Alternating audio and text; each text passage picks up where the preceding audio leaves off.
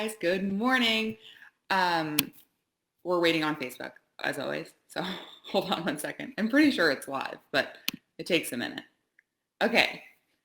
Good morning, everybody. Welcome to the PT on Ice Daily Show, brought to you by the Institute of Clinical Excellence.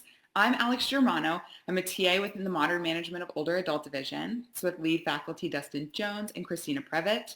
Just as a little heads up, we have a new cohort starting next week. That's October 28th. And if you're interested, please come sign up. It's going to be the last one of the year, and it's already filling up with some amazing individuals. So if you're even a little bit interested, I would go ahead and jump on in. You'll have both me and Julie doing the TAing, so you'll get lots and lots of great feedback. Now, today is Clinical Tuesday. I'm glad I got that right.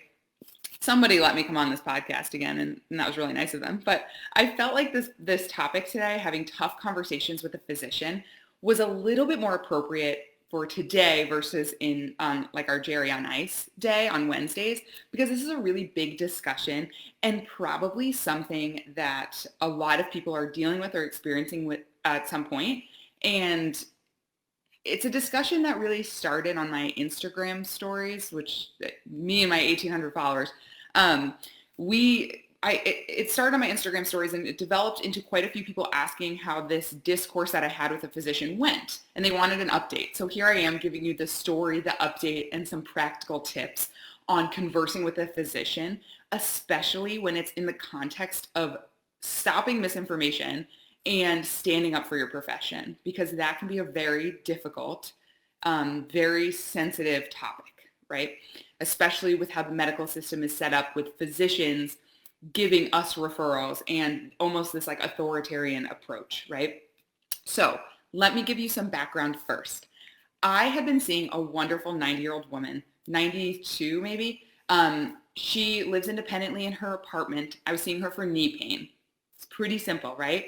We had been working together since mid-July, and she was a star. I incorporated deadlifts, squats, lunging, step-ups super early into her plan of care, and she responded very well to it. She had less pain. She was able to walk community distances with very little flare-up, and she was able to get on and off the floor again, which was a big deal, and reciprocally climb stairs, which was also a big deal for her, because to get out of her 7th story apartment, it's really important for her to be able to go downstairs, and she was able to do it. For perspective, strength-wise, she was able to deadlift the 18-pound kettlebell I have for 20 repetitions. And I tried one time to move her up to a 26-pound kettlebell, because obviously in my mind, I'm like, if you're able to do 18 for 20 reps, we may be underdosing a little bit. So I tried to incorporate the 26-pound kettlebell. And the next session, she was super sore and achy, and we kind of overshot the stimulus we were intending for, because she was so concerned about how she was feeling. And it was my job to kind of step back and remind her that that's normal. Soreness is normal, but she just kind of was a little confused on like the soreness pain spectrum. And you know what we did? I didn't want to ruin our therapeutic alliance, so we dropped it back to the 18-pound kettlebell. All I did was just did more repetitions, did maybe single arm deadlifting variations. Maybe I increased time under tension with like tempo, but I would rather have just used the 18-pound kettlebell for more repetitions versus bring that 26-pound kettlebell in, because it really worried her how she felt after she used the 26 pounds. That's like normal in a relationship with a patient, right? And I tried to educate her along the way on why like lifting weights was in fact helping her pain. And in the end, even she's very, very hard of hearing. So all of this communication was done via like writing on my computer in front of her. So I wasn't able to like give her tons and tons of detail, but I think she understood generally and had a positive relationship with weightlifting and understood that it was really making her better.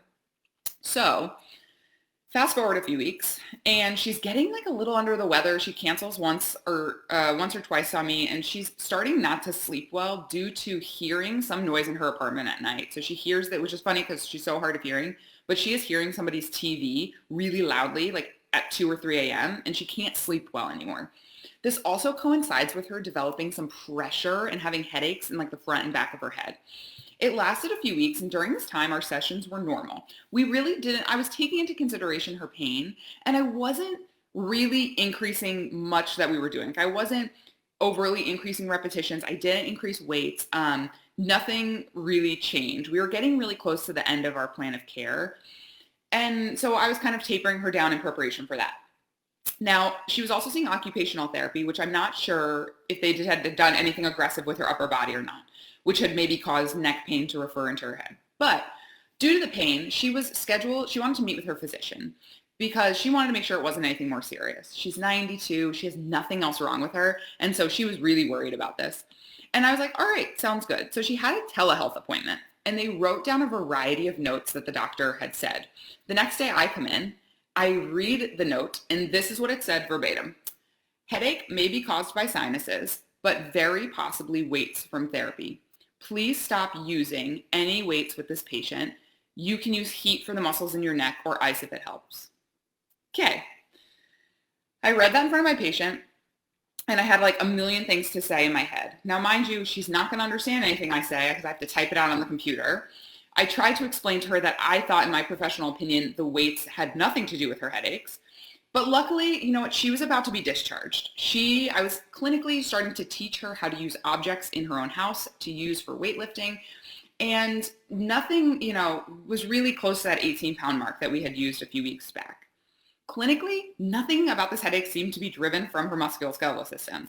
It was never correlated with therapy. It wasn't exertional or started after a difficult session. The weights and reps were the same for the past few weeks before her headache started. So she was really strong and prepared for lifting.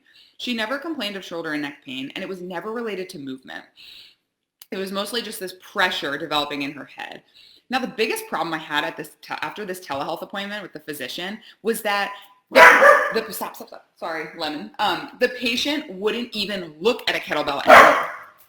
So basically, she wouldn't even look at any type of weight. She was completely invested in the physician's opinion and was so unable, and I was so unable to break her from that because she clearly valued the expertise of the physician over me.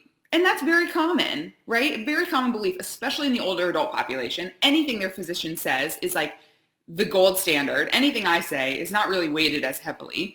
It hurt me initially to have her value that opinion of somebody who assessed her through a computer screen versus me, who had been spending hours and hours with her multiple times a week and had done a hands-on assessment. And it just felt important for me to formulate a response because I wanted to talk with this physician. I wanted to let this physician know that the advice she gave my patient undermined both my expertise and was quite ageist. And it's dangerous because now this person doesn't even want to look at any weights ever again. And lifting weights was what had made this patient get better in the first place. I had to talk with her because if I want more referrals from her, I need to have her understand why I do what I do and why I have these patients lift weights. But I also had to make her feel more confident that I could be the expert in musculoskeletal issues. So I put pen to paper and hold on one second. My dog is killing me today.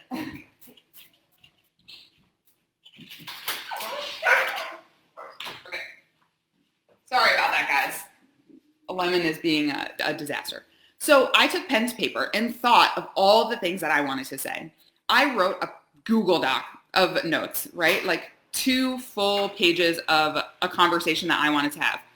And when I posted that to Instagram, everyone was like, please give me your script. I would love to know what you said to this doctor. So my first tip is if you're speaking with a physician, write it out. I think it was just cathartic for me in a way because I'm young and kind of feisty and an assertive personality. And so if I were to speak with this physician right after receiving this news, the phone call would have been super hot. I would have been yelling out 13 facts why she was wrong. And I don't think that's productive at all. So I was able to look clearly at what I was thinking and formulate a more concise opinion after I wrote out these 2 pages of notes. And I didn't talk to her about these 2 pages of notes. I had to pare this down. Because what I understood is that, and what I understand about physicians, is that they're going to return your phone call in the 15 minutes before they start their day. So many of them are not looking to sit down and have a case study with you. It's just what it is. They just need pertinent information. And that's exactly what happened to me. So The physician called me about 8 in the morning on a Monday, which was about the time I'm working out. I was on the assault bike doing a workout with kettlebell swings, assault biking, and pull-ups. And I got this phone call. I saw the number I didn't recognize from Maryland, and I was like, oh my God, she's literally calling me right now. And so I imagine, I don't know if you've ever ridden the assault bike, it's not a really pretty sound that's coming out of your body or professional sound that you have to then have this really professional conversation. So I'm completely out of breath, running up the stairs so I can open my script and get my notes out. And so it wasn't a super smooth experience. I don't recommend that. But having the concise notes was in that bullet point list was really helpful in me being able to collect my thoughts really quickly because my brain was more focused on my workout at that point. I was not anticipating the phone call when it came. I was really nervous about the conversation generally because this physician has been practicing medicine since before I was born. I had to remind myself that we have different yet complementary scopes of practice. I am an expert in treating musculoskeletal conditions. I have a doctorate degree dedicated to movement in the human body, and I need to believe that in myself. And I think we all do. We need to believe that our education matters and like what we do matters. And it's not to come off arrogant or to pretend that I know more than this person and I'm just 3 years out of school. Like I don't know more than her. She's seen it all. But I wanted to use it as a moment of education and a call to action. If I can understand better the scope of a physician and she could understand better my scope, then really we can both treat patients more effectively. And that is how I curated the message to the physician. I wanted her to believe in my strengths as a clinician so that during our conversation, I needed to prove to her and make her confident in me. So I laid out the clinical facts. I laid out why my patient's headaches were actually very unlikely to be a headache caused by a muscular strain or any type of neck pain. And the physician did appreciate that. And she acknowledged that when the patient's pain improved after treating her sinus infection, when that the pain got better. So we got somewhere on that front. She realized, she was like, yeah, you know what? All these things really don't make sense. She did improve after we treated her sinus infection. So it likely was that. So we got somewhere on that front. Now, another tip I have when speaking to a physician or really any other specialty or even your spouse or loved one is using I statements versus you statements. I think we learned this we learned this in PT school, but instead of you coming at the physician saying, you made me really fearful of this patient lifting, you made this patient very fearful of lifting weights. That sounds accusatory and can really put up someone's defenses fast. So instead, maybe changing that statement to, I feel like the patient has lost trust in me after the recommendation to stop lifting weights was made. This way, the physician can understand how that made you feel, how it affected the patient care directly versus making them feel kind of attacked. And that really doesn't lead to a really growth-filled or open conversation.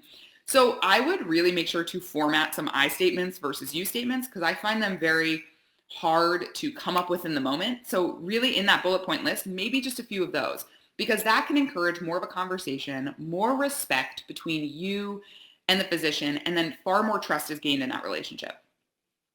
All right, lastly, let's make the conversation actionable. I asked this physician that if something else happened like this again, to let the patient know that physical therapy would evaluate and circle back to figure out if it was the musculoskeletal system or not. I told her that this would be the best way to honor my expertise and for us to work together better to help out our patients. I can't give my patient medical prescription advice because it's outside of my scope of practice. If I notice blood pressure is totally out of whack, I cannot sit there that day and tell them not to take their blood pressure medication anymore. What I have to do is defer to the expert of the physician and ask them to take a look. This is just like what the physician should have done for me. And this is what I communicated to her because I'm the expert in exercise prescription. That's me. That's my medication, right? So turfing musculoskeletal problems or problems with the weight training back to me would have been more appropriate in this discourse. And I think when I said it like that to her, and I was much more tactful in my way of describing that, I think she understood. And I also asked for her in the future that she helps advocate for patients for them to become very strong and also lift weights because that's what's clinically appropriate. That's what the research says they need to do. And if the patients hear it from her first, Then I'm going to have a much easier time getting my patients to buy into strength training. I told her that with both of us sending that message, we can help combat the blatant deconditioning plaguing this population. And you know what her response was? And this was like a 5-minute out of breath conversation I had with her. It was not very long. It was not as long as this ICE episode. She said, "Oh, I didn't realize that my words had that much of an impact. And I'm going to try to be more aware of it." That's it, folks. That's all I got back. Not that I was right and she was wrong and she was so sorry. But honestly, you know what? This was the best outcome and answer that I could have received. She learned something and realized the impact and power of her words. So my ending note here is that you might not always get the answer that you were looking for. Remember that they're calling with such few and precious minutes before their crazy day starts that it really might not sink in totally here.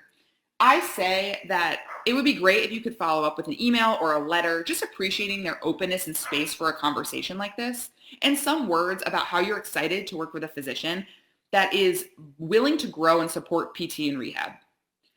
We need to continue to foster these relationships and stand up for our profession. Because if we both come to a patient without stepping on each other's scope of practice, but with absolute respect for each other, then the patients are going to get a lot better. We need to continue to remind physicians that their words mean about 10 times more in the mind of a patient than our words. And, you know, if they can understand their impact, we can do a much better job at stopping people from being so scared of diagnoses they receive or movement in general. So in summary, when speaking with a physician, write it out. Write it all out. Get all those feelings on paper, especially if you're having this discussion and it's like a little bit triggering for you. Write it out and edit. Pare down that 2-page Google Doc of all your thoughts into simply how the interaction made you feel, how it could have inhibited your practice. Give them some quick clinical thoughts that display your expertise. Remember to format those you statements into I statements, and then put a little call to action in there about future interactions and how you want this relationship to go. I hope this guides you all, and it's still very much a work in progress for me. I talk to physicians all day, and very few interactions I have are like this one. So this is not coming from a whole host of experience. This is coming from a very personal experience that I had. And so I would appreciate all sorts of feedback or any more stories that you have about interactions like this so that we can all learn from it. Please post them in the comments below on Facebook or Instagram. And I just appreciate you giving me all this space to talk about this here today. And I think it's an important conversation that we need to keep up with, okay? So you all have a really great rest of your week and have a happy Tuesday.